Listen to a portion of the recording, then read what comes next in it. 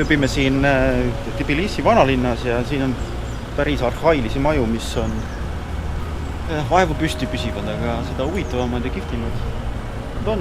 Siin on üks maja, kus päris siin all seiste on kahtlane, aga see näeb välja selline äärmiselt ilus kunagi olnud ja eks ta on päris ilus, aga oma aeg on oma töö teinud ja siin on selliseid palju, on ka uusi maju või renoveeritud maju, aga see on kindlasti siin üle 200 aasta vana, sest et meie maja, kus me ööbime ja magame, peatume, on umbes 200 aasta vanune.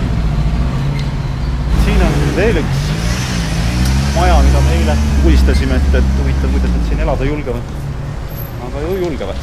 Loodan, et siin maavärinat lähiajal ei tule. Selline huvitav. Uks on ära vajunud. Maja on nagu pooleks minemas.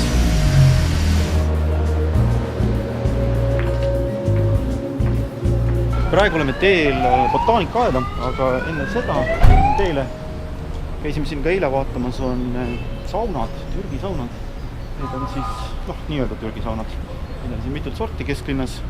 Siin on üks. Ja see on üks odavamaid ja selliseid ühissaun siis. Ja neid on siin väga palju erinevaid. Nii-öelda turistikad, mis on siis hästi vanad saunad, kus on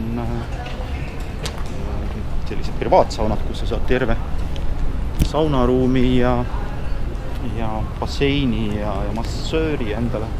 Et need on väga kallid. Et see maksis tund aega 150 larit, et umbes 50 eurot.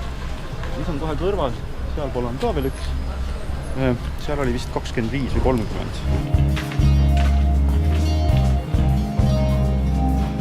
Ja siin on need kuulsad vanad saunad, kus on siis, need on nii-öelda väävlisaunad, ehk siis maa seest tuleb kuum vesi, kütab neid ja siin on väga kallid. Seal istub üks tädi, kelle käest me ostsime eile suures vedelikuvaeguses värskelt pressitud apelsinimahla. Ja kui olime seda ära tellinud, väike turisti läks ära tellinud, siis küsisime hinda ja selgus, et see maksis topsikene 8 eurot.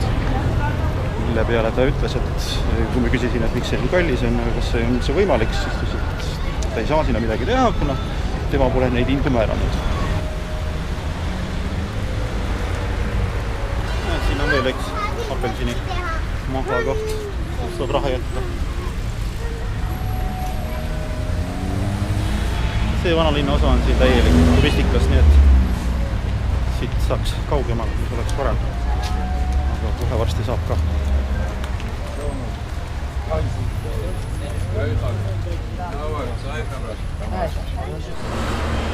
Siit jõe äärest saab kohe köisraudteega sõita üles Pünka otsa, kus on kindlus ja kus on ka botaanikaaed ja me lähme nii üht kui teist vaatama.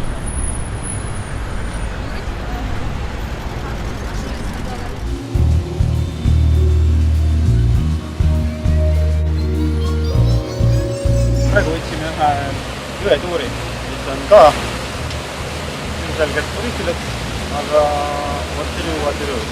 Maksab 25 larit ja pool tundi tegelikult mööda jõge. Aga teeme ära, siis on tehtud.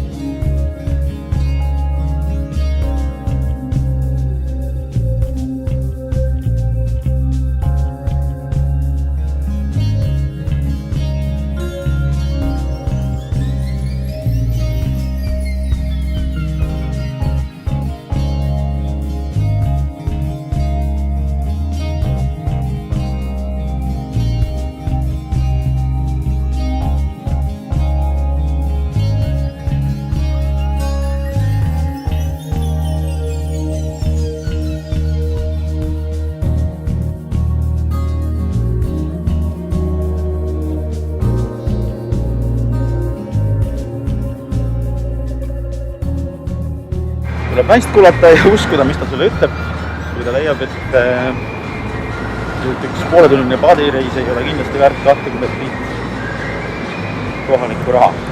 Tuleb tunnistada, et aeg oli natukene palju selle väikse sõidu eest, aga pisut vanalinna ägi ja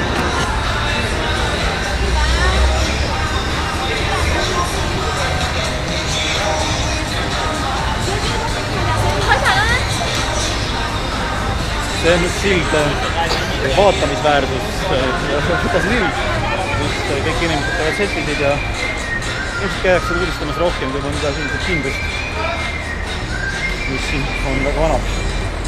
Ja see on siis rahusild ja siin arhitektuuriliselt ole mõnele meeldib, mõnele meeldib. Moodne ja alga seemalt vaatasin, et siin on klaasid põrand ka, aga õnneks seda ei ole. Võid rahulikult kõndida kõigi komistada.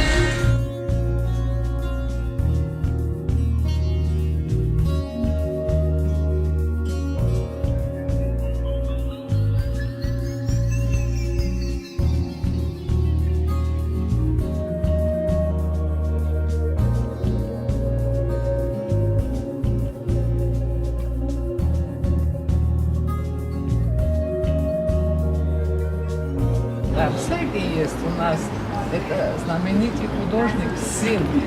Во всю Европе его выставка в Европе, выставка в Германии. Неужели? Да? Да, ну видно же по работе видно. Красиво, да. А как зовут вас сына? Давид Подзагуа, Давид Подзагуа. Подзагуа, Давид. Понятно. Да. Очень красивый, вот.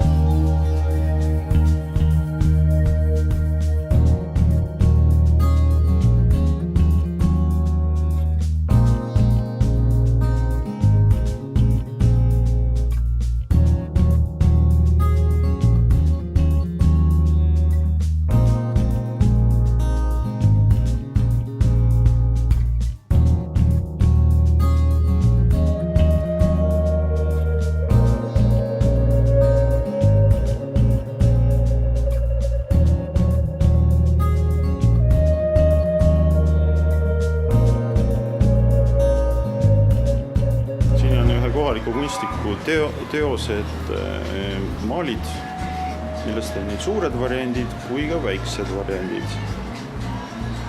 Need väiksed variandid on müügis, aga see ainukene, mis meile siit meeldis, see suur, mis on seina peal, see ei ole müügis ainukesena. Aga siis sellest on ka õnneks mitte koopia, aga mitte täpne koopia, aga tehtud väiksem variant ja neid on siin terve ansambel.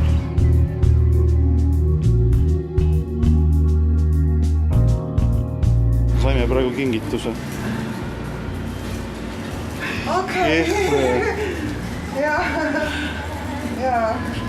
На счастье, чтобы у вас был здоровый, счастливый ребенок. Вы положите.